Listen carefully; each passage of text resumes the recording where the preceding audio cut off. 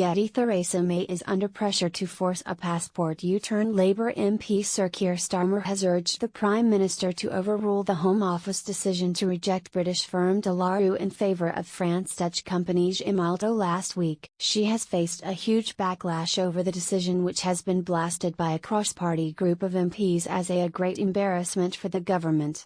Sir Keir told Peston on Sunday, "Of course this should be a British company." The story of the passport sums up the government's approach to Brexit.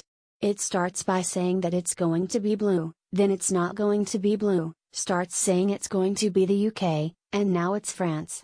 However, Downing Street defended its decision to choose the French company, saying that it would save £120 million over 10 years. The contract to manufacture the document, which Brexiteers see as a symbol of the UK's regained independence, is set to be awarded to Franco-Dutch firm Gemalto rather than De La Rue's Gateshead plant. Over 120,000 people have signed a petition to urge Parliament to reconsider their decision. One MP suggested that De La Rue may have asked for too much money, as the firm has a pensions deficit. Frank Field, the Labour chairman of the Work and Pensions Committee, said, "The committee will write to De La Rue bosses for more information about their pension deficit and whether it was the active policy to close the deficit that led them to get the bit wrong."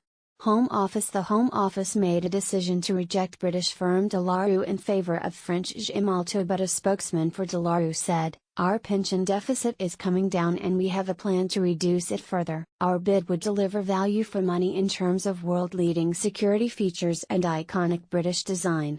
The contentious issue over passports has united MPs to call on the government to stand down, for the sake of national pride. Tory MPs Priti Patel called it a national humiliation, and Bill Cash, the chairman of the Commons European Scrutiny Committee, branded it symbolically completely wrong.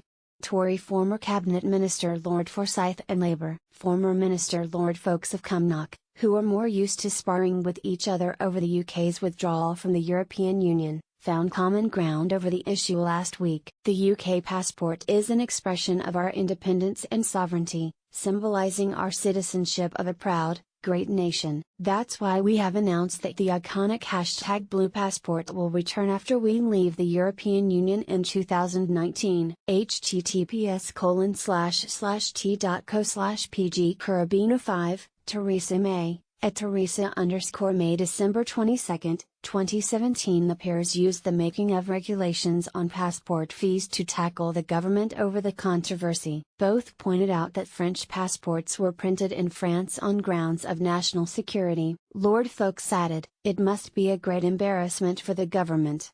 De La Rue boss Martin Sutherland said it was disappointing and surprising that this icon of British identity is going to be manufactured in France.